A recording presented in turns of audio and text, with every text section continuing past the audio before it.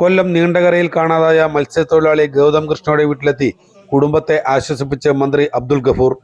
വള്ളം മറിഞ്ഞ് കാണാതായ ഗൗതം കൃഷ്ണയുടെ പുത്തൻതുറയിലെ വീട്ടിൽ അപകടം നടന്ന് 12ാം ദിനമാണ് മന്ത്രി എത്തുന്നത്.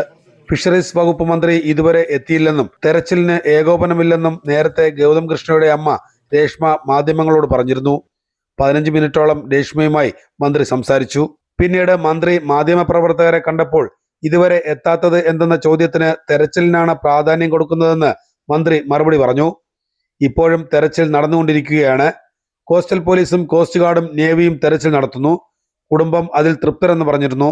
പക്ഷേ കുടുംബം ആവശ്യപ്പെട്ടത് ഗോൾഡൻ മണിക്കൂറിൽ രക്ഷാപ്രവർത്തനം നടത്താൻ കഴിയുന്ന സംവിധാനങ്ങൾ ഇനി ഒരുക്കണം എന്നതാണ്. 2 ആഴ്ചയ്ക്കുള്ളിൽ SOP രൂപീകരിക്കും. പുതിയ ഉപകരണങ്ങൾ എത്രയും പെട്ടെന്ന് എല്ലായിടത്തും എത്തിക്കും. നേവിയുടെ തെരച്ചിൽ നീണ്ടകരയിൽ തുടരുമെന്നും മന്ത്രി പറഞ്ഞു.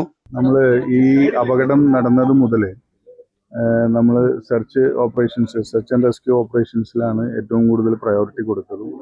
അത് ഇന്നും സെർച്ച് നടന്നുകൊണ്ടിരിക്കുകയാണ്. അപ്പോൾ അതിൽ നമ്മൾ കൊടുത്തിട്ടുണ്ട്. അതിൻ്റെ ഇടയ്ക്ക് ഒരു ചെറിയ കമൻ്റ് ഉണ്ടായി എന്ന് പറഞ്ഞവരെ നമ്മളപ്പോൾ തന്നെ മാറ്റുകയും ചെയ്തിട്ടുണ്ട്, പണിഷ്മെൻ്റായിട്ട് മാറ്റുകയും ചെയ്തിട്ടുണ്ട്. സെർച്ച് ഇപ്പോഴും നടന്നുകൊണ്ടിരിക്കുകയാണ്. നമ്മൾ ഇതുവരെ ഫലം കണ്ടിട്ടില്ല എന്നുള്ളത് ദൗർഭാഗ്യകരമാണ്. പക്ഷേ നമ്മൾ ശ്രമിച്ചുകൊണ്ടിരിക്കുകയാണ്. ഉദ്യോഗസ്ഥ സ്ഥലം മാറ്റി വീടിന്റെ അടുത്തേക്ക് എന്നൊരു ആക്ഷേപം ഉണ്ടല്ലോ. ഇമ്മീഡിയറ്റ് ആയിട്ട് നമുക്ക് ഇവിടെ ചാർജ് എടുക്കാൻ കഴിയുന്ന ഒരു ഉദ്യോഗസ്ഥനെ വേണം ഇങ്ങോട്ട് ട്രാൻസ്ഫർ ചെയ്യാൻ. ഇമ്മീഡിയറ്റ് ആണല്ലോ, ഇത് സെർച്ച് നടന്നുകൊണ്ടിരിക്കുന്ന സമയം. അതുകൊണ്ടാണ് അങ്ങനെ ചെയ്തത്. നടപടി ഉണ്ടാവും. അല്ല, അത് നമ്മൾ ആലോചിച്ചിട്ട് നമ്മൾ കോസ്റ്റൽ പോലീസും മറൈൻ എൻഫോഴ്സ്മെന്റും അതുപോലെ കോസ്റ്റ് ഗാർഡും അതിനുശേഷം നേവിയും പിന്നെ കോസ്റ്റ് ഗാർഡിന്റെ ഏരിയൽ സെർച്ചും എല്ലാ കാര്യങ്ങളും നമ്മൾ നടത്തിയിട്ടുണ്ട്. അത് തൃപ്തരാണെന്ന് കുടുംബം തന്നെ പറയുകയുണ്ടായി സെർച്ചിൽ. പക്ഷെ ഇപ്പോൾ അവർ പറഞ്ഞൊരു കാര്യം, നമ്മുടെ ഈ ഒരു അപകടം ഉണ്ടായാൽ ഗോൾഡൻ അവേഴ്സിൽ ഇമ്മീഡിയറ്റ് ആയിട്ട് റെസ്പോണ്ട് ചെയ്യുന്ന ഒരു സംവിധാനം ഗവൺമെന്റ് ഉണ്ടാക്കണം എന്ന് അവർ ആവശ്യപ്പെട്ടു. ഇന്നലെ ബഹുമാനപ്പെട്ട മുഖ്യമന്ത്രി ഇവിടെ സന്ദർശിച്ച ശേഷം SOP ഉണ്ടാക്കണമെന്ന ഡയറക്ഷൻ തന്നിട്ടുണ്ട്. അപ്പോൾ അതുമായി ബന്ധപ്പെട്ട മീറ്റിങ്ങുകൾ ഇന്നലെ വൈകിട്ട് നടന്നിട്ടുണ്ട്. 2 ആഴ്ചക്കുള്ളിൽ SOP ഗവൺമെന്റ് ഉണ്ടാക്കുന്നതാണ്. നമുക്ക് വലിയ പരിമിതികളില്ല ഈ പരിശോധനകൾക്ക് വകുപ്പിന്.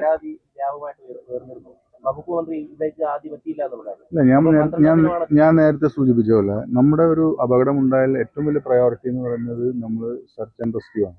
അതിലാണ് നമ്മൾ കോൺസെൻട്രേറ്റ് ചെയ്തത്. ബാക്കി ഇപ്പോൾ ഷിബു ബേബി ജോൺ മിനിസ്റ്റർ മണ്ഡലമാണ്. അദ്ദേഹം ഇവിടെ ആ നിമിഷം മുതൽ ഉണ്ടായിരുന്നു. ബാക്കി എല്ലാ ഓപ്പറേഷൻസും ബഹുമാനപ്പെട്ട ജില്ലാ കളക്ടർ ഉൾപ്പെടെ അന്ന് മുതൽ അതിൽ ഫുള്ളി ഇൻവോൾവ് ആയിട്ട് വർക്ക് ചെയ്തുകൊണ്ടിരിക്കുകയാണ്. കുറച്ച് മോഡേണൈസ് റെസ്ക്യൂ ആൻഡ് സെർച്ച് റെസ്ക്യൂവും എക്യുപ്മെന്റ്സ് കുറച്ച് മോഡേണൈസ് ചെയ്യേണ്ട ആവശ്യമുണ്ട്.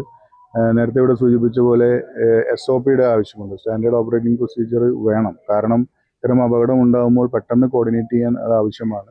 അപ്പോൾ അതാണ് നേരത്തെ മുഖ്യമന്ത്രി പറഞ്ഞതുപോലെ അതിനുള്ള SOP ഉണ്ടാക്കാനുള്ള ശ്രമം നടന്നുകൊണ്ടിരിക്കുകയാണ്. 2 ആഴ്ചക്കുള്ളിൽ അത് ഉണ്ടാക്കും.